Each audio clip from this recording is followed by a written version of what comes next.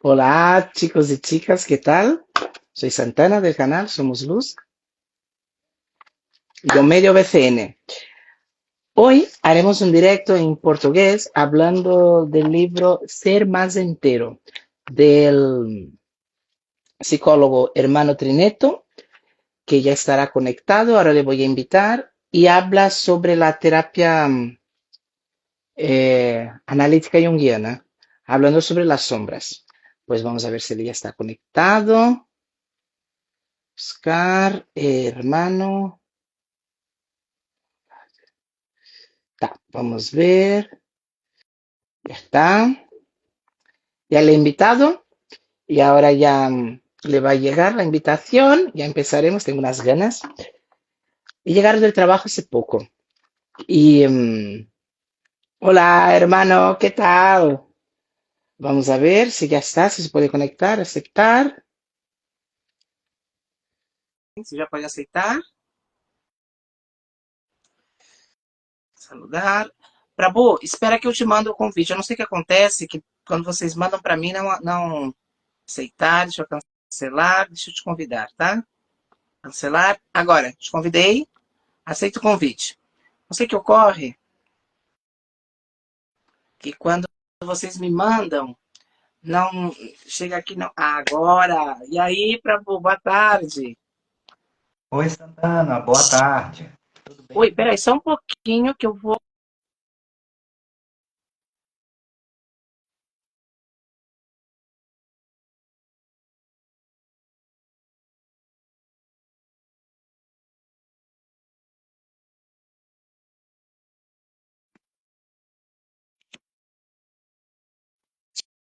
Você tá me ouvindo?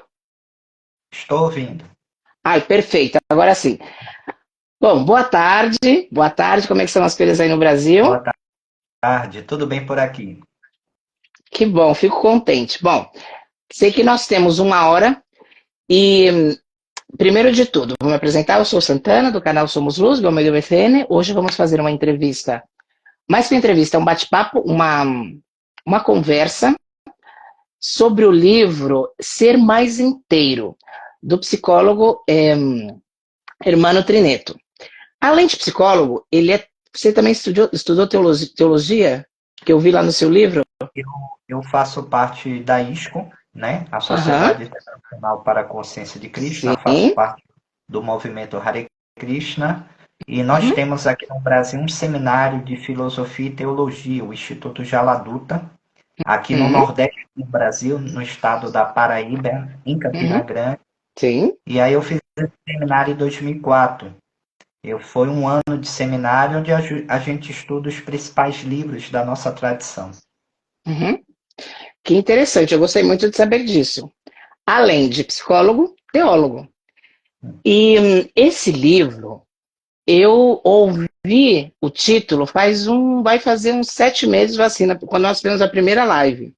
Quando ele falou Sim, ser mais inteiro, tocou em algo muito primitivo e muito celestial, muito da consciência cósmica minha. Acionou o meu ser mais profundo. Igual quando eu começo a ver muitas coisas ou ler muitas coisas das quais eu não aprendo. Eu tenho plena consciência, e confirmando com seu livro, com outras obras e as minhas viagens astrais, eu tenho certeza que eu estou lembrando, não estou aprendendo. E muitas vezes eu falava sobre isso e as pessoas rechaçam isso de você, mas é uma certeza inquebrantável. E uma das vezes que eu vi os seus diretos foi fazendo uma excelente masterclass, que aquilo não foi uma dissertação, foi uma masterclass. Eu não guardei, não sei porquê, procurei, não achei. Coisas da vida. Lendo o seu livro, quando eu cheguei no capítulo 7, chegou na síntese exata do que me fez me apaixonar por você, pela sua inteligência, que todos temos, essa nossa inteligência quântica e cósmica. E quando chegar no capítulo 7, eu vou falar para a gente não se abranger tanto nisso. Dito isso, eu fiz esse breve resumo. eu gostaria de ter feito basicamente como uma ficha de leitura, quando eu leio um livro. Só que esse tema me toca muito forte, e eu cheguei do trabalho, estou há 4 dias, 5 dias trabalhando e tal, e com muito prazer de estar fazendo isso, que é meu trabalho devocional, literal. E eu falei, não, eu não vou fazer, eu não vou ler, eu já tenho tudo aqui dentro, comigo. E eu tenho aqui o autor, comigo. O que eu fiz? Cheguei do trabalho, fiz o meu jantar, ia rever todo, não ia, eu já, sabe, ia me estafar, não me estafar, mas ia me acelerar mais. Eu falei, não, eu vou simplesmente fazer o seguinte, vou falar esse breve resumo que eu fiz, que eu amei a sua obra, me ajudou muito,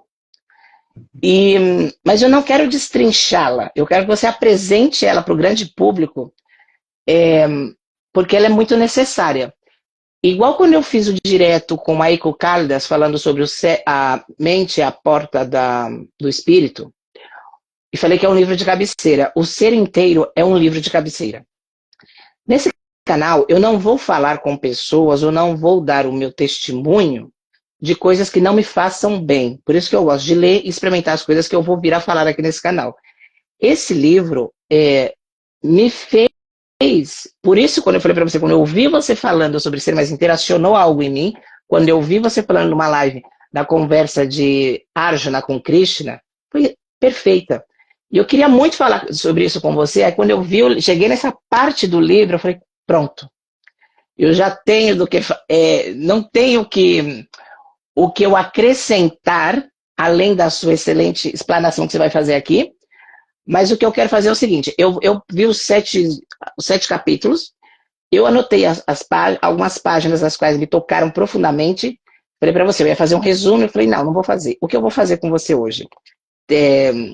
Hermano, uma boa e legal brincadeira. Você sabe que a vida é uma brincadeira. Então, estou convidando você aqui para jogar. Tá disposto a jogar? Vamos jogar? Sim. Então, vamos lá. Olha, esse livro ele lançou em 2021. E, primeiro de tudo, muito obrigado por ter feito essa obra-prima, porque realmente. E ser mais inteiro, eu quero começar com o capítulo 1. E é o seguinte, primeiro, você dedica o livro à sua filha, a Sarivitri, que é o raio do sol ou aquela que ilumina o universo. Isso. Antes Savitri de... é um nome, só para eu Sim. explicar para as pessoas, né, porque não é um Uhum. nome tão comum. Savitri é um nome da tradição védica, da tradição indiana, Uhum. significa aquela que ilumina o universo. Tem uma Uhum. história, né, muito bonita de uma princesa indiana chamada Savitri. Tem toda uma história com ela, mas o Uhum. significado etimológico, né, vem de um mantra, de uma expressão Savitrum, que Uhum. está relacionada aos raios que iluminam a escuridão do universo. Então, como ela representa isso para mim, né, Uhum. esse raio que apareceu na minha vida, então, na época que eu estava produzindo o livro, eu tive essa inspiração de dedicar o livro a ela. E muito linda. Antes de começar no capítulo 1, eu quero te fazer uma pergunta. Você é psicólogo, você é um ser humano, e você escreveu esse livro. E você começou isso dedicando à sua filha, que é o raio de sol e aquela que ilumina o universo. O que tocou em você, o que te fez te iluminar para escrever esse livro? Porque dá para perceber que você é uma pessoa mais centrada, mais tímida, mais reservada. O que fez você expor os seus raios para o mundo? E o que, além da sua filha, ou foi ela que sim te abriu esse caminho para você começar esse livro? Boa pergunta, né? Para a gente começar. Hum. Veja só, Santana. Esse livro, na verdade, ele tem uma forte influência da psicologia analítica de Jung, que é a Uhum. abordagem que eu trabalho, né? E a ideia de ser mais inteiro, né? Porque a expressão do livro é ser mais inteiro e não ser inteiro. Ser mais inteiro dá a ideia de que o ser humano está num contínuo processo de desenvolvimento. Em diferentes fases da vida, desde o nascimento até a morte, ele está num contínuo processo de desenvolvimento. Uhum. E não existe, do ponto de vista psicológico, a perfeição. Um estado terminado, onde a pessoa está totalmente assim, isenta de qualquer conflito, qualquer adversidade, qualquer dificuldade. Existe o aperfeiçoamento, né? O Jung costumava falar que perfeição é atributo dos deuses, que estão numa outra condição de existência. Mas cabe ao ser humano um processo de aperfeiçoamento pessoal. Então, a ideia do ser mais inteiro é que o conceito de interesse ele abarca tanto os nossos potenciais conscientes, aquilo que a gente já conhece de nós e que a gente pode colocar em prática como um potencial de desenvolvimento, como também aspectos da nossa personalidade que são disfuncionais, que muitas vezes a gente não reconhece em nós mesmos, ou que muitas vezes a gente não tem consciência. Então, esses aspectos é o que Jung define como a personalidade inconsciente da sombra. Né? Então, a ideia de inteireza passa pelo contato gradual que vamos tendo com a dimensão da nossa sombra, mas também além desse resgate da nossa humanidade, desses aspectos dos nossos potenciais conscientes, das nossas mais qualidades, digamos assim, de características que não são tão desenvolvidas, mas que podem ser aperfeiçoadas. Então, além desse aspecto da nossa materialidade, da nossa natureza mais terrena, existe o aspecto também da nossa dimensão espiritual. Então, Jung considerava que o ser humano ele tem também, além dessa composição psicofísica, né, dessa complexa rede que é a psique humana e o seu corpo biológico, ele também tem uma tendência à busca pela transcendência, né, por se conectar a algo superior a ele, seja você denominando como Deus, como a força, como a inteligência cósmica. As pessoas dão diversos nomes, né, para esse tipo de conexão com algo maior do que elas. Então, Jung fala que esse é um ser humano natural e que, a partir de determinadas experiências de vida, algumas pessoas despertam para essa relação com o transcendente.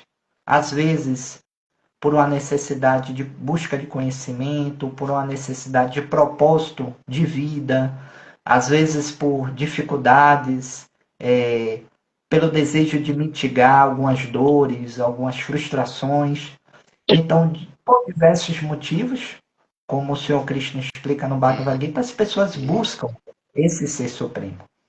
Então, inteireza perpassa por tudo isso, pelo reconhecimento, pelo trabalho da nossa dimensão humana, né, da nossa natureza condicionada, que a gente precisa estar ciente e muitas vezes a gente está desconectado desse contato com a nossa natureza condicionada. Então, passa por isso, mas abrange também o outro polo, o outro espectro, que é a nossa dimensão espiritual. Então, a ideia do livro é trabalhar essas duas dimensões, mostrando a importância da gente correlacionar esses dois aspectos que constituem o ser humano, a dimensão terrena e a dimensão espiritual. Quando a gente prioriza demais a dimensão terrena, a gente se desconecta do espiritual e sofre. E quando a gente também idealiza muito e já se acha um ser espiritual iluminado, a gente pode estar se afastando progressivamente da nossa vida material, da nossa vida humana, e com isso a gente pode também ter graves repercussões na nossa saúde física e mental. Então, a ideia do livro é trabalhar esses dois polos, entendendo que são esses dois polos que contêm a ideia do ser mais inteiro. Tá certo. Olha, eu quero começar. Nós vamos passar pelos 7 capítulos, tá? Nós vamos fazer a primeira meia hora sobre os 7 capítulos e o que reste de tempo eu quero aprofundar com você sobre o diálogo de Arjuna com Krishna. Sim. Nós começamos o capítulo 1, que é o resgate das sombras, que é onde eu estou agora. Eu passei pelo seu livro inteiro, literalmente. Mas ele começa com um breve comentário, uma reflexão do Jung que eu acho interessante. O homem que não atravessa o inferno das suas paixões também não a supera. Ele se muda para a casa vizinha e poderão atear o fogo que atingirá a sua casa, sem que ele perceba. Se abandonarmos, deixarmos de todo ou, de algum modo, esquecermos excessivamente de algo, correremos o risco de vê-lo reaparecer com uma vivência redobrada. Essa parte, a gente vai ali falando sobre a sombra nossa de cada dia. E aqui você começa falando sobre o nascimento da nossa fragilidade humana como ser humano, que nós precisamos, desde quando nós saímos da... Olha como é uma... E eu nem tinha associado. Quando eu fiz o vídeo hoje pela manhã, eu estava falando basicamente sobre isso. De que a nossa evolução humana foi através da cooperação. E esse nosso medo, essa nossa sombra, começa a partir do momento que a gente sai do útero. Porque é uma necessidade que nós temos, é o medo, que é o medo primordial, que é a morte, que faz parte do ciclo da vida. Olha que loucura. Mas aqui você falando sobre a nossa sombra de cada dia, o nascimento frágil condicionado ao entorno, eu queria que você falasse um pouco sobre essa primeira parte do livro.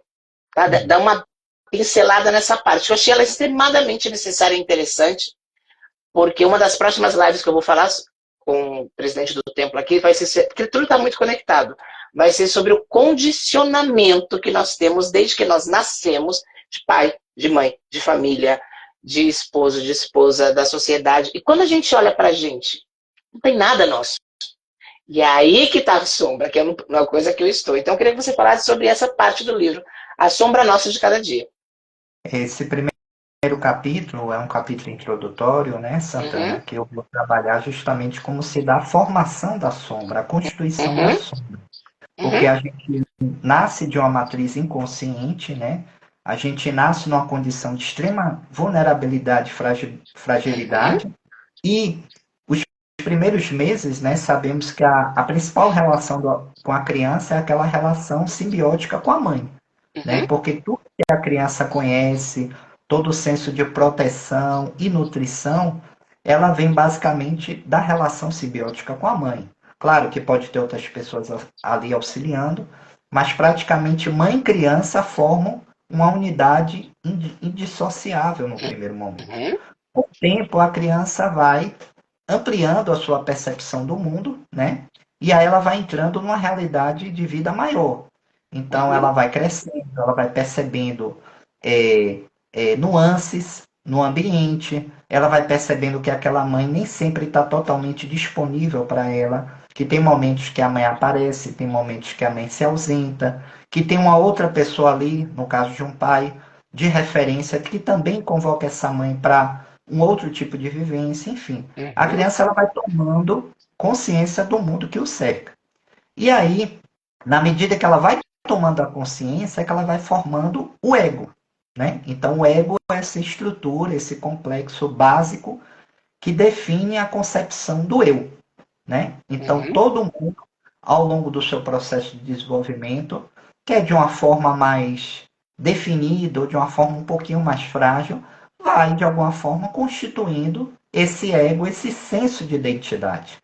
E o ego, basicamente, ele é construído por tudo aquilo que é privilegiado dentro de uma cultura, dentro de uma sociedade, dentro de um dado sistema social e familiar.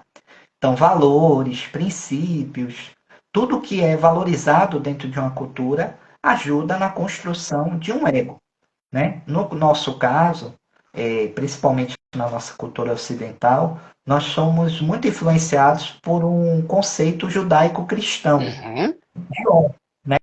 Do que é um homem, dos valores, dos princípios. Seja a gente cristão, católico ou não, somos, de certo modo, atravessados por isso. Então, esses princípios, eles constituem a personalidade, o ego, a personalidade consciente. Só que aí tem um detalhe importante. Na medida que a gente vai construindo a nossa identidade, o nosso senso de eu, a gente também vai construindo, paralelamente, a nossa personalidade inconsciente, que é a sombra. Então, na sombra está tudo aquilo que não é valorizado pelo ego. Tudo aquilo que não é considerado importante ou socialmente ajustado. Então, a sombra tem características consideradas indesejáveis, né? Ou os 7 pecados capitais, como preguiça, inveja, intolerância, avareza. Então, todas aquelas qualidades que são consideradas aparentemente disfuncionais, elas entram no campo da sombra. Da sombra. Ou do inconsciente. características, isso. Ou características que não são valorizados numa cultura. Porque às vezes você pode ter algo que não é valorizado numa família, então aquilo não é desenvolvido na personalidade da criança, mas não quer dizer que é algo ruim, que é algo negativo. Por exemplo, você pode ter uma criancinha que na mais tenra idade, ela já pode manifestar um certo interesse por arte, por música. Ela pode ter uma certa habilidade nata, só que de repente ela nasce num contexto familiar onde as pessoas ali não se interessam por isso. Então essa habilidade, essa característica, muito provavelmente ela vai para o campo da sombra. Ou seja, ela vai ficar inconsciente, como algo que não foi desenvolvido. E aí é importante frisar que o fato de estar na sombra, no inconsciente, não quer dizer que desapareceu aquilo. Aquilo está ali, mas em determinadas condições aquilo pode retornar para a vida da pessoa, certo? Então, basicamente, a sombra ela vai se formando assim, na medida que o ego vai construindo, vai se desenvolvendo, que a gente vai construindo uma noção de identidade pessoal, do que é válido, do que é importante, dos nossos princípios e valores conscientes. Paralelamente, a gente vai desenvolvendo também a nossa sombra, que muitas vezes é considerada num primeiro momento como algo negativo, tá? Mas é importante sempre frisar, o Jung sempre trazia isso, que na sombra não tem só conteúdo considerado negativo. A sombra também tem muitos conteúdos que podem ser úteis, podem ser importantes, mas que simplesmente não foram incorporados à vida da pessoa, não foram desenvolvidos. Pois é, não, só aqui eu tenho milhões de comentários e de perguntas, mas vamos avançar. No segundo capítulo, nós chegamos à sombra e o problema do mal. E aqui você fez você falou de um provérbio, não um provérbio, de uma história védica, agora não me lembro o termo exato, falando dos seres demoníacos que viviam em universos diferentes. Uma parábola, Sim. né? Eu vivia em universos que eu achei perfeito. Os títulos e tudo nesse livro é muito profundo. E só um adendo, voltando aqui para o capítulo 1. Que tem uma parte que eu queria comentar também, da reação desproporcional de uma dada situação ou comportamento de outras pessoas, que é a projeção. E aqui eu queria que você pincelasse rápido, para a gente avançar já para o outro capítulo. Quando nós fizemos a primeira live, nós falamos sobre inteligência emocional, que a gente tem que voltar a fazer muita coisa sobre isso, muita. E o livro que eu li de inteligência emocional, que foi o primeiro escritor, foi Daniel Kahneman. E essa coisa que você falou ali no capítulo 1, dessa reação desproporcional, é o sequestro emocional. Sim. Não é? Então eu queria que você falasse um pouco para a gente sobre isso, aqui nesse capítulo, nessa parte da sombra, porque essa irritação que nos dá, e eu falo porque eu me identifiquei completamente com muitas coisas, e faz pouco tempo, viu? Porque eu tô começando a me amar faz um ano, mas eu amava o meu lado bom, entre comilhas, entre aspas. Quando eu cheguei no Caminho de Santiago, no primeiro dia, eu abracei o meu lado mais primitivo, a minha sombra, o meu inconsciente. E é aí que eu estou sendo mais inteiro.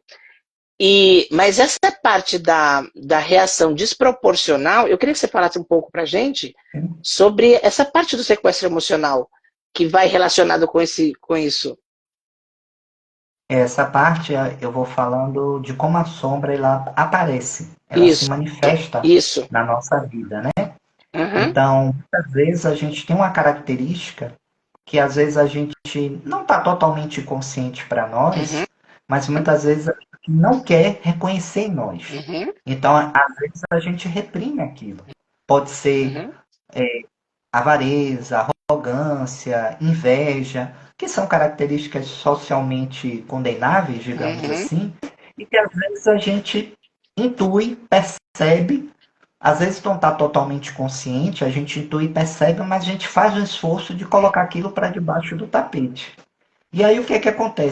Quando alguém tem um comportamento similar, ou quando alguém faz um comportamento que pode nos fazer entender que está tocando aquela qualidade que a gente não quer aceitar, a nossa tendência é ter uma reação desproporcional e uma reação condenatória ao outro, tá?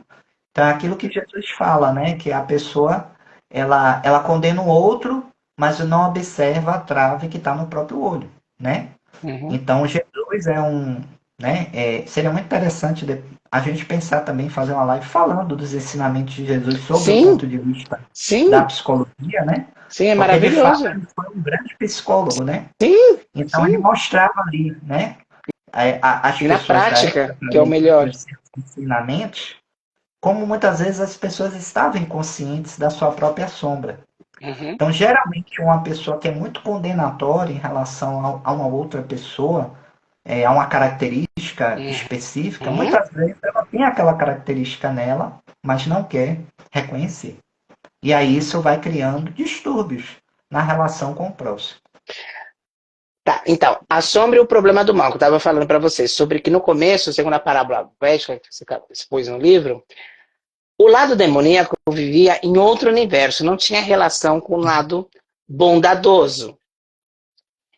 E daí teve uma mudança e começaram a viver no mesmo universo, mas em planetas diferentes. Mais para frente, viveram no mesmo planeta, mas em corpos diferentes. Sim. E estamos aqui vivendo com eles, com os dois, com a parte sagrada e profana. E eu queria colocar um adendo, você vai explicar muito bem aqui nessas partes dos livros e tal, mas sobretudo, gente, o que ele fala nesse livro e com a terapia analítica junguiana e com a metafísica e com a física quântica, tudo é energia, não tem coisa boa ou tem coisa ruim.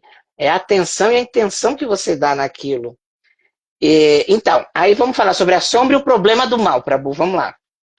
Então, essa parábola que você fala, que é uma parábola da tradição védica, tem a ver também com o conceito que o Senhor Krishna apresenta no Bhagavad Gita.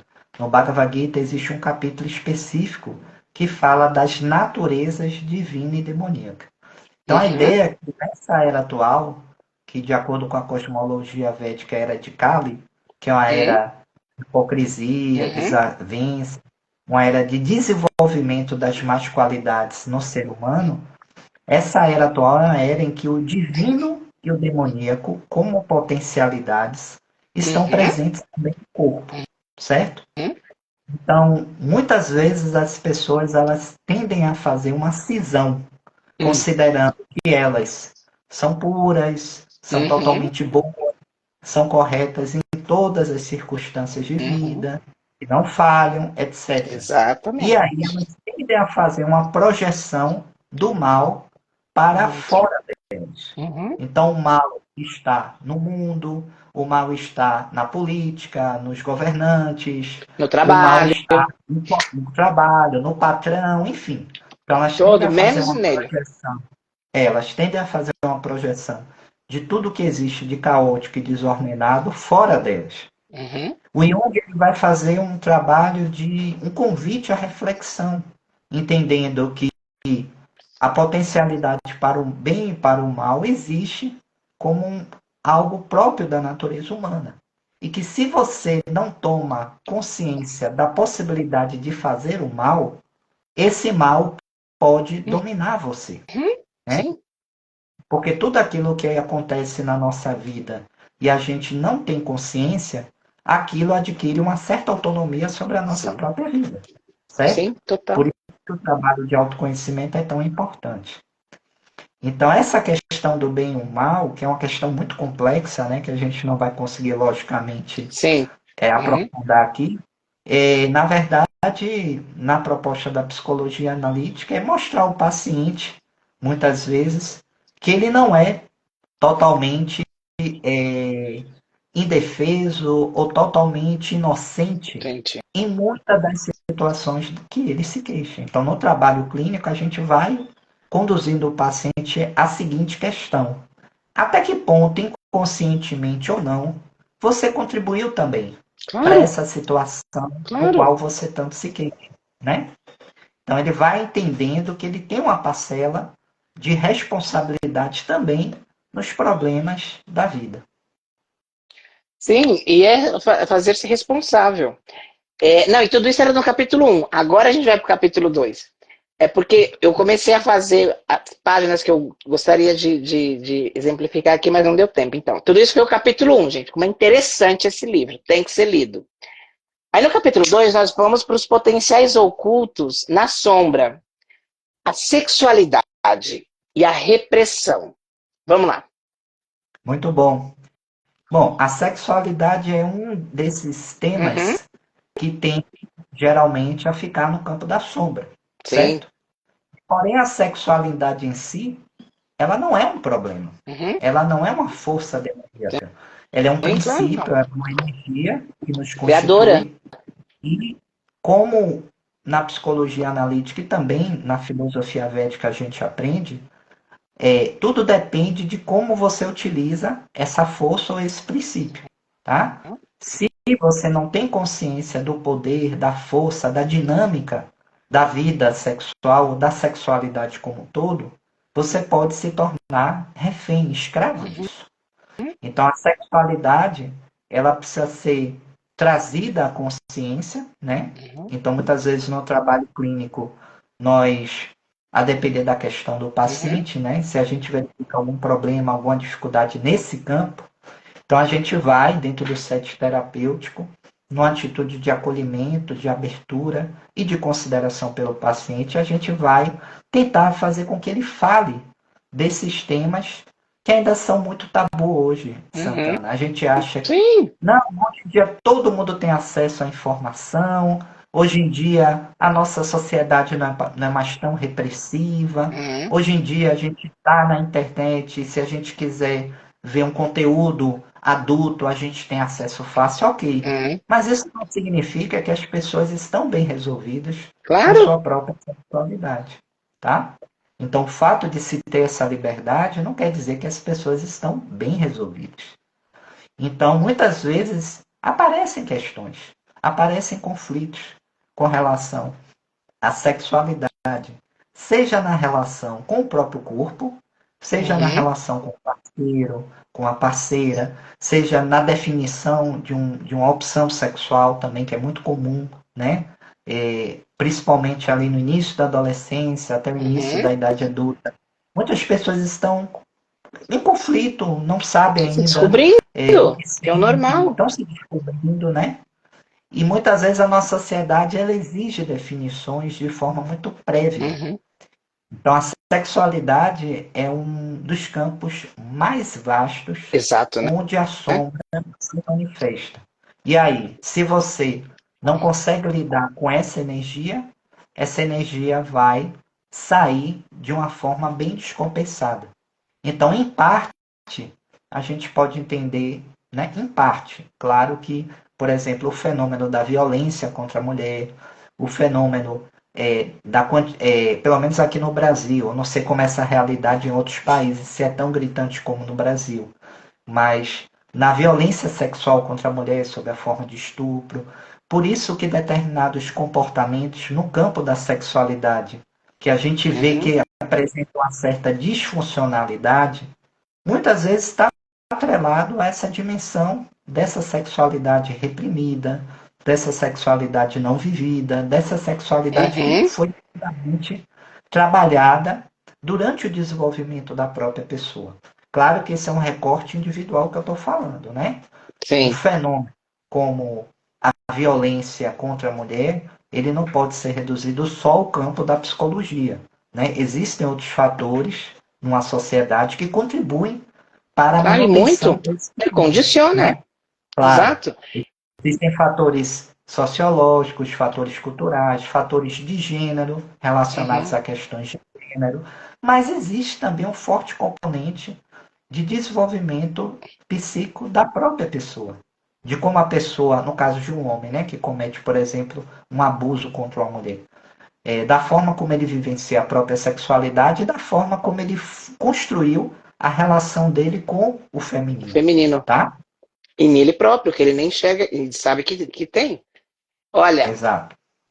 e você vê como tudo está linkado, porque você falando agora sobre isso, e eu estava pensando de como o tempo passa. Você estava falando aí de quanta informação, quanto acesso tem. Você vê que paradoxo que é. O mundo nunca esteve tão ignorante na matéria humana Sim. e nunca esteve tão desinformado. A informação está aí, mas alguém se aprofundiza na informação? Se compromete? Não, é o do dedo, é do seguinte, as pessoas não se relacionam. E é muito triste. E a raiz, falando com você, agora eu estava vendo você falando sobre isso, eu vou um pouco mais além. Não é que talvez e tal, não, o inconsciente, e voltando lá no começo, quando Jung falava, e você também descreveu num trecho do primeiro capítulo, que é a parte da reação desproporcional de uma dada situação ou comportamento de outras pessoas. Porque essa agressividade masculina que se põe no feminicídio, na homofobia e na agressividade em si com o outro mesmo, é uma ignorância dele para com ele mesmo primeiro, porque ele não se reconhece como ser humano e ser mais inteiro. Ele simplesmente utiliza a parte mais primitiva do nosso cérebro e dos seus sentimentos. Ele não conhece os seus próprios sentimentos. E é muito triste. Bom, vamos Exato. lá. Porque Fala, só continua, por favor. para a Uhum. gente fechar esse ponto, como é que a gente vai se relacionar com o outro se a gente não consegue se relacionar com a gente mesmo, né? É Exato. claro que nós não temos, nenhuma pessoa tem um conhecimento completo sobre si, Claro. mas o exercício do autoconhecimento, da Uhum. autoobservação, da introspecção é muito importante. A reflexão é muito importante, porque se você, Santana, está mais em harmonia consigo mesmo, Uhum. tem essa experiência, ou tem esse cultivo de ter uma relação mais inteira consigo mesmo, você vai estar mais centrado. Você Sim. vai estar mais consciente do que Uhum. você quer, do que Uhum. você busca. Pensando aí numa relação afetiva, por exemplo, né? Uhum. As pessoas às vezes se relacionam, mas elas nem sabem direito o que é que estão buscando. As Exato. pessoas às vezes casam, mas elas não entendem exatamente o que é um casamento, né? Por exemplo, às vezes casam, mas por um tempo, isso é muito comum, elas ainda funcionam como se fossem pessoas solteiras, Uhum. né? Ou por Uhum. exemplo, vamos ter filhos, ok. Tem filhos, mas elas não têm ideia, não têm noção de como a vida, a dinâmica de um casal muda com a chegada dos Sim. filhos. E E aí que elas filho é para o querem ter mundo. uma vida anterior ao que tinha antes, mas Uhum. agora tem a chegada de uma criança que depende, por Sim. muitos anos, vai depender Sim. dessas pessoas, entende? Então as pessoas, a sensação que eu tenho é que existe ainda muita inconsciência no mundo. A Sim. gente está muito dissociado, Sim. muito Sim. afastado desse trabalho de autoconhecimento, de uma maior autoobservação. Então, quando a Uhum. gente não se encontra, a gente não vai encontrar ninguém lá fora. Exato. A gente não vai conseguir acessar ninguém, a gente não vai conseguir se comunicar, a gente não vai conseguir se vincular. Não tem Uhum. vínculo. Tem uso e exploração do outro. Exato. E a tendência, se não fazermos o que estamos fazendo aqui agora, eu e você, como muitos, porque sim, tem muita gente que está acordando para o despertar espiritual do equilíbrio corpo, mente e alma, o condicionamento que está nos levando é pior, é a barbárie. É a barbárie. Vamos lá. E o capítulo 3, a sombra como aspecto da nossa vida não vivida. Eu amei essa parte. Vamos lá, Prabhu. Muito bacana. Pronto, esse ponto é justamente o ponto que eu falei de que na sombra tem muitos potenciais que, por uma série de razões, não são vividos, não são atualizados. E o que é que acontece? Ao longo do nosso desenvolvimento, Santana, principalmente quando a gente já vai se aproximando da fase mais madura da vida, ali por volta dos 40, 45, quando a gente, teoricamente falando, né? A gente já está mais ou menos organizado materialmente. Vamos pensar numa pessoa que segue o fluxo aí, né? Do cronograma social. Então ela tem um trabalho, tem a família e tudo, está com a vida mais ou menos organizada. É muito comum, Jung afirma, haver um processo chamado de enantiodromia. Sim. Enantiodromia significa a reversão ao oposto. Justo. Então, Sim, se eu uma amei. pessoa se desenvolveu muito materialmente, muitas vezes ela vai sentir a necessidade de começar a olhar para ela, Sim. para as necessidades dela que não foram realizadas nas primeiras etapas da vida. Então, é muito comum nessa fase aí, né, a fase mais madura, pessoas voltarem a estudar, quererem fazer uma atividade artística, uma atividade cultural, quererem trabalhar. Isso é muito comum com mulheres que seguiram aí um cronograma mais de cuidado à família, cuidado aos filhos. Sim. De repente o marido se desenvolveu profissionalmente, só que às vezes fica essa defasagem. E muitas mulheres sentem a necessidade de contemplar isso numa fase posterior da vida. Então, isso aí que retorna é sombra, é um conteúdo da sombra de algo que não foi possível de ser realizado e que a psique começa, e isso é que é interessante, Santana, a psique vai começando a dar sinais da necessidade de resgatar isso. São sinais que vêm através de um sonho, através de algo que a pessoa fala e não se dá conta. Sim. São sinais inconscientes que a pessoa vai tendo e, de repente, a psique vai comunicando a essa pessoa que existe algo ali que está pulsando, Sim. que está ansiando para ser realizado. Eu acho que todo mundo tem, né, Tem. experiência disso, né? E às vezes a gente tem uma intuição, a gente ouve uma música, aquilo ali nos faz lembrar de algo do passado, a gente vê um filme, de repente aquilo nos toca e Abre nos a remete a página algo de um que livro, né? A gente faz uma leitura, a gente ouve a história de uma pessoa, poxa, que bacana, essa pessoa está conseguindo fazer isso. Então nós somos convocados pela vida para realizar os nossos potenciais. Exato. Olha, cara, tem muita coisa boa para falar, mas vamos avançando. E aqui nisso, você fala de uma coisa que é maravilhosa, que é o Dharma. Da água é molhar. E o Dharma do ser humano é transcender. A gente vai chegar lá. 4. Assimilando a sombra e a vida consciente. Muito bom. Então, esse é um tema um pouquinho mais complexo, que eu vou tentar só pincelar aqui. Porque esse capítulo eu falo como é o processo de assimilação da sombra. Sim. Ok, nós temos uma sombra, de repente a gente começa a perceber a atuação dessa sombra, a gente começa a tomar consciência dela, mas como é que a gente faz a assimilação dessa sombra, né? Então, o primeiro ponto é que a gente não consegue assimilar totalmente a sombra, porque a gente não tem total consciência de quem somos. Sim. Mas a gente consegue assimilar parte de certos conteúdos que chegam até nós. Conteúdos inconscientes que chegam até nós. E aí existem etapas, né? O Jung ele não sistematizou um processo assim muito linear, muito rígido. Pragmático, mas, né? Ele não era muito sistemático nesse sentido, mas através do trabalho dele, eu elenquei alguns pontos aí que são importantes. E a ideia final do processo de assimilação da sombra é que aquilo que era disfuncional começa a ser integrado à Sim. pessoa e começa a ser vivido de uma outra forma, Hum. né? Ou aquilo que era considerado inferior, como por exemplo a cobiça, a inveja, a ira. Uhum. O trabalho de assimilação da sombra é um trabalho também de pegar esses potenciais e Sim. dizer como eu posso me tornar uma pessoa melhor a partir disso, Disso, certo? exato. Então, se eu sou uma pessoa muito avaro, talvez o que a vida está me convocando a realizar é desenvolver a gentileza, desenvolver a generosidade. Então, Jung Uhum. fala muito que a função de características ou qualidades inferiores é fazer com que a gente possa avançar exatamente no oposto Uhum. daquilo que a gente tem.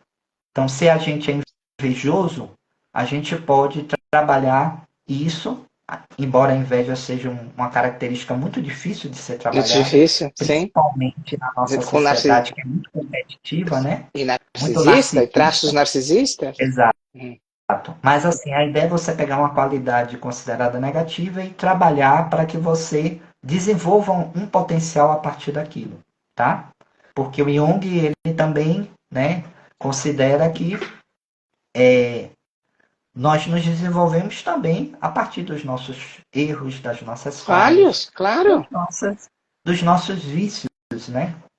Das nossas imperfeições, a gente se desenvolve a partir daí, porque ninguém nasce pronto, né? Então, Exato. esse capítulo eu vou falar basicamente sobre como na clínica, no acompanhamento ao paciente, a gente faz um trabalho de integração da sombra de uma forma mais consciente. Não, é perfeito. E eu tô nesse processo. Eu comecei lá no Caminho de Santiago, há um mês e pouco. Você vê como as coisas intuitivas são importantes? É muito importante. Ouvir o inconsciente e o self, que a gente já vai chegar lá. E outra coisa, na sombra, como você bem falou no primeiro ou foi no segundo capítulo, que não só há coisas negativas ou ruins, tem muita luz. Eu vou dar um exemplo curto Sim, para a gente seguir. No meu mapa astral védico, meu planeta é Marte, que é o deus da guerra. E eu odeio a violência, desde sempre. Estou falando da violência física, inclusive a verbal. Mas eu tive que me proteger do mundo. Né? E eu me protegi com um argumento, que é a melhor forma, que é o conhecimento. Mas eu tenho essa agressividade dentro de mim. Mas eu sempre falei para as pessoas agressivas, é muito fácil falar o sangue me subir. Sabe que meu sangue não sobe também? Eu direciono isso para de uma forma mais categórica, mais centrada. Mas isso não quer dizer que eu não saia do meu eixo. Mas sim, foi um lado meu que eu sempre botei de lado. E no caminho veio numa forma tão grande, não isso, tudo. Eu falei, aí da assimilação, né? Eu falei, cara, então é isso, é usar essa energia toda que não adianta botar ela de lado, ela vem de uma forma ou de outra, abraçá-la e transmutá-la para outra coisa, porque está aqui comigo e a vida vai te mostrando caminhos e guerras que são válidas e as que não são, né? Vamos lá, o exato. anseio, e aí vem para o anseio para transmutação, não é isso? Exato. É o quinto capítulo. Esses 5 primeiros capítulos, eles falam basicamente, esses 4 primeiros capítulos, né? Que eu me Uhum. recorde aqui. Estou Sim, até são com o os livro aqui. quatro, sim. Aqui. Sim, isso. Os 4 primeiros capítulos, eles falam basicamente sobre a sombra. É a primeira parte Uhum, do livro, que é uhum. chamado O Resgate das Sombras. A Sombras. segunda parte é o anseio por transcendência. Então, Uhum, o quinto capítulo, eu vou falar basicamente sobre essa questão da espiritualidade como um fenômeno próprio da condição uhum, humana. O Jung ele fala em suas obras de como muito do adoecimento do ser humano pós-moderno, contemporâneo, se deve ao seu afastamento dessas fontes uhum, tradicionais espirituais, porque a religião, em sua essência, Santana, uhum, e mesmo a espiritualidade, uhum. a função dela é fornecer orientação e sentido à vida humana, né? Exatamente. Uhum, Então, a religião, ela dá uhum. parâmetros, ela dá referências, e durante Estrutura, né? muitos Exato, durante muitos milênios na história da humanidade, a religião ela ocupou esse lugar central. Uhum. É claro que uma coisa é a religião, a religiosidade, a Outro é o dogma. espiritualidade. Outra Exato. coisa são os dogmas, são as instituições que certamente cometem erros, falhas, isso a gente também pode ter um olhar crítico sobre isso. Deve, Mas né? isso não diminui, não desvaloriza a Uhum. importância dessa conexão com o sagrado. Sim, sim. Então, É nesse essencial. capítulo, eu vou falando um pouco sobre isso e vou falando algo também que o Jung coloca, que quando a gente não tem uma relação consciente com esse sagrado, a nossa tendência é colocar algo no lugar desse sagrado. E algo ou São alguém as drogas, os se sexos, os tornar Deus, vícios, o né? trabalho. Uhum. Exatamente. Então, como existe essa tendência da psique a se conectar a algo além dela, muitas vezes, inconscientemente, a pessoa não tem uma vinculação com o sagrado, seja dentro de uma religião ou fora, mas ela, inconscientemente, ela coloca algo nesse lugar. Uhum. E aí é o que o Jung vai falar que são os falsos deuses, né?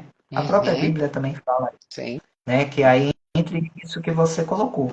E quais são os grandes falsos deuses na contemporaneidade? É o dinheiro, né? É a felicidade material, é o A sexo, fama. né? Uhum. A fama. Os São os grandes seguidores. complexos Uhum. culturais Uhum. que psicologicamente dominam as pessoas. Sim. Só que aí tem um problema, porque quando a gente substitui certos princípios e valores de vida por Uhum. algo que é efêmero, que é material, a gente vai sofrer muito com isso, né? E não enche, não Imagine uma preenche. pessoa, não preenche, imagine uma pessoa que coloca a beleza como Uhum. um fator Sim. luminoso, como um fator Uhum. espiritual. O que é que vai acontecer no decurso do tempo, né? Uhum. Então, a nossa sociedade está muito adoecida, conforme Uhum. Jung preconiza, porque a Uhum. gente perdeu essa conexão. Sim. A desarmonia. Nossa, é muito interessante, tem muita coisa para falar. Vamos lá, a jornada, aí depois vem o sexto, a jornada espiritual. O universo que somos. Somos tudo, Sim, somos todos. Não somos, não, é o que eu falo sempre, não me ponha ou não me defina. E não me põe em nenhuma caixinha nem nada. Eu sou tudo. E ter consciência de que sou tudo é o que me faz ser o que sou hoje. Ter a escolha de viver a vida. E você fala, já vou te devolver a palavra, já estamos com pouco tempo. Mas isso da vida não vivida e tudo demais e tal, inconscientemente foi vindo, eu fui fazendo, cometendo os erros e tal, e vivendo e fazendo e fazendo, e cheguei hoje aos 45, podendo escolher. sim. E consciente disso, continuar lá para a boa jornada espiritual, o universo que somos. Esse capítulo eu vou falar justamente da nossa condição como um peregrino no caminho da Uhum, espiritualidade, né? uhum, E aí eu vou focar o ponto de que a espiritualidade, ela, embora ela possa ser amparada por uma instituição religiosa, né? uhum. Com dogmas, com princípios, com valores, que é importante o aspecto institucional, mas nesse capítulo eu vou dar uma ênfase que Jung coloca sobre a importância da relação com a espiritualidade como algo vivencial, como algo subjetivo, né? Sim. A gente não pode achar que a nossa salvação, entre aspas, Uhum, ou a nossa iluminação, ela está na dependência de uma instituição religiosa, uhum. ou de um líder religioso, ou de um Religioso. messias. Exato. A gente não pode Uhum, achar isso. Então a gente segue um caminho, um processo, mas entendendo que cada viajante vai percorrer no seu ritmo, no uhum. seu momento, dentro da sua própria condição de desenvolvimento. Até porque a vida espiritual não é uma competição, Exato. né? Ninguém está Ninguém está competindo com ninguém. competindo com ninguém. Cada um está competindo consigo mesmo, né? Cada um pode melhorar, pode evoluir a Uhum. partir do que for anteriormente. Esse é o parâmetro. Né? Perfeito. Nossa, perfeito, perfeito, perfeito. Então, aí chegamos no que eu tanto queria, que a gente vai fazer uma live só sobre isso, hein? A espiritualidade junguiana, o si mesmo, self. o inconsciente, a consciência cósmica para os Rosacruzes, a consciência de Krishna, Deus, o universo, chame como você quiser. Você vê que ele foi trilhando e é uma coisa inata. Eu aos 20 anos já tive consciência de chegar no si mesmo. Mas essas fases me adiantaram, que eu via os meus irmãos, meus amigos, eu com 20, eles com uns 30 frustrados, eu falei, o meu caminho vai ser esse aí. O que me fez pegar minha mala, vir para cá e não voltar e botar um oceano de distância do que eu vivia, do que era para ser meu no Brasil, você vê que fisicamente eu botei isso, né? Nunca mais voltei e vim para cá. E aqui eu cheguei e tinha tudo para estar ali no si mesmo, mas você vê como uma coisa inata realmente do inconsciente da sombra que a gente tem como ruim e tinha que ser vivido. E eu vivi tudo intensamente. E cheguei no momento de botar os falsos deuses, porque chega uma hora que você não vai mais e você se perde. E para voltar é difícil. E aí, quando você cai realmente, quando você encontra o seu si mesmo, é quando você. Falando da minha experiência agora. Acho que eu falei para você que esse livro, para mim, foi bem transformador. E é necessário, viu, gente? Em todos os aspectos, de autoconhecimento ou de superação. E, e quando eu conheci o meu si mesmo, eu me conheci inteiro, porque eu já tinha visto todos os meus ângulos e os meus lados, e todas as minhas capacidades, tanto para, digamos, o bom e o ruim. E agora eu escolho. Então vamos lá, Prabhu. Brilhe agora no si mesmo. Vamos lá. Então, esse último capítulo é um capítulo onde eu vou falando um pouquinho da Uhum, relação entre o ego, né? Essa uhum, estrutura psicofísica condicionada, uhum, é, o centro maior, que é o self ou si mesmo, né? Então, o Jung usa a expressão si mesmo, mas também pode ser definido como self. Então, ele vai mostrar que o desenvolvimento de uma pessoa ele depende muito dessa conexão que uhum, ele gradualmente, progressivamente vai estabelecendo com esse si mesmo, uhum. com esse self. E o que é o si mesmo? O Jung define o si mesmo como uma instância psíquica que é dotada de uma sabedoria atemporal, de uma Uhum. sabedoria superior, que está além do tempo, do espaço, passado, presente e futuro, e que muitas vezes é uma sabedoria, é uma consciência que pode interagir com o ego e orientá-lo no seu caminho de autodesenvolvimento, tá? Então, a ideia de Jung é uma ideia muito próxima ao que nas tradições espirituais a Exato. gente Uhum, entende como o Deus dentro de uhum, nós, ou né, a imagem do Paramatma, né, a imagem uhum. da alma que acompanha a alma individual que está dentro de cada ser vivo, Uhum. a ideia de que Deus está no coração de todo mundo. Então, Todos todas nós. essas imagens, todos esses conceitos que já são milenares nas Sim. tradições espirituais, Uhum. o Jung resgata isso e dá uma conotação psicológica, Acho que é. Uhum. dizendo, olha, existe e isso também do ponto de vista psicológico, como uma Lógico. instância, como um centro de consciência superior que se relaciona com o ego. Só que a forma como a gente vai lidar com esse si mesmo depende muito do nosso nível de consciência, tá? Por Uhum. quê? Porque precisamos também nos inclinar para esse tipo de contato, para esse tipo de relação. Então, quando uma pessoa ela começa a fazer um movimento de questionamento, de reflexão, um movimento de introspecção, de busca de autoconhecimento, de busca de se perceber em relação a um determinado problema, dificuldade, o si mesmo ele vai se conectando através de sonhos, através Uhum. de imagens, através de intuições, através de eventos sincrônicos, tá? Uhum. Então, às vezes acontecem coisas no mundo externo que tem Uhum. a ver com algo que a gente precisa tomar consciência. Então, Uhum. a grande sacada de Jung é que esse si mesmo não é algo só metafísico, não é só algo Uhum. espiritual, é algo psíquico que acontece na vida da pessoa, Uhum. que vai aparecendo, vai se manifestando com a ideia, com o propósito de trazer algum entendimento, algum conhecimento para aquela pessoa naquele momento de vida. Perfeito. Nossa, deu para a gente viajar em tudo isso. Eu amei o seu livro. Eu estou com muita vontade de ler os outros dois. Obrigado eu por você ter compartilhado esse dom com o mundo. Porque é o que eu falo sempre com os meus colaboradores e para mim mesmo.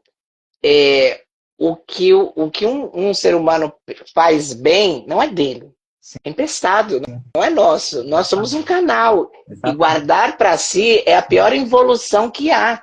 O que faz a gente evoluir como espécie, não só material, mas espécie espiritual dessa consciência, é transmitir isso. Então, obrigado eu. Fala pra gente quem quer conseguir esse livro. Você pode conseguir através da Amazon ou direto com você, em livrarias, como é? Então, pessoal, esse é o meu segundo livro, né?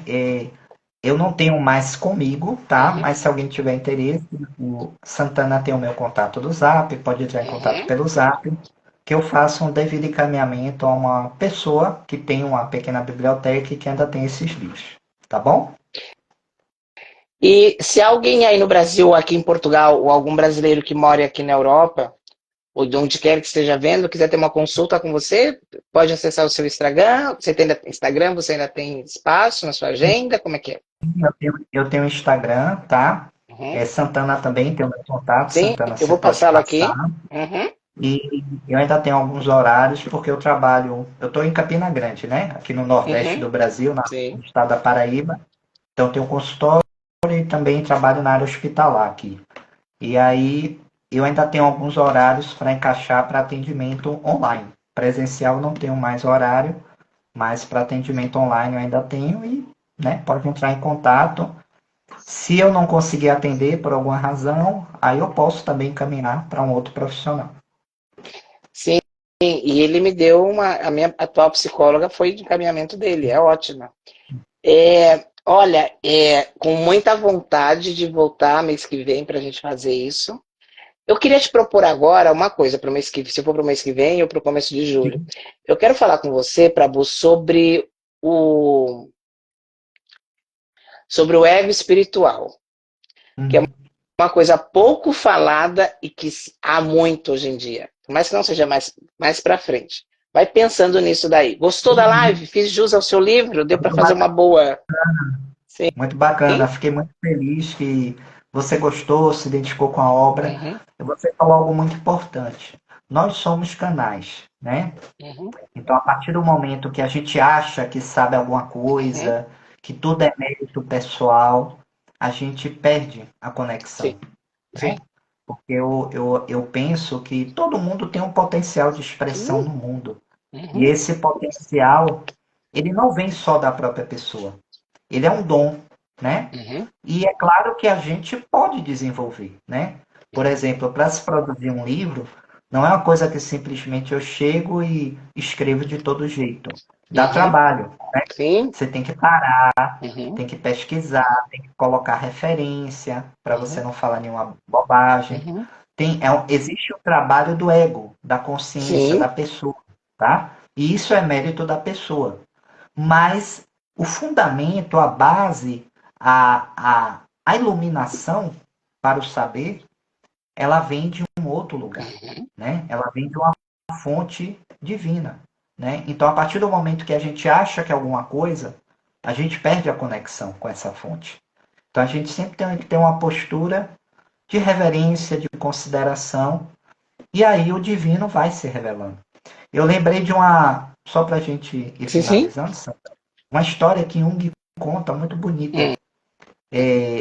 de um rabino, né, que Uhum, estava dando uma palestra, eu acho que era um rabino, um judeu, que estava dando uma palestra, e aí uma pessoa pergunta, um discípulo pergunta, ele estava falando como Deus se manifesta ao longo da história da humanidade, e aí um discípulo pergunta, mas por que Deus não se manifesta hoje aos homens? Porque na Bíblia existem várias situações onde Deus fala aos povos, Deus Uhum, se manifesta a Moisés na sarça ardente. Nos Vedas, Krishna se manifesta a Arjuna. Por que que uhum, Deus não aparece hoje, não se manifesta uhum, livremente aos homens? Se ele é Deus Supremo, por que que uhum. ele não se manifesta? Aí o Rabino diz, porque a gente não se inclina suficientemente. Olha que Mas bonito. é.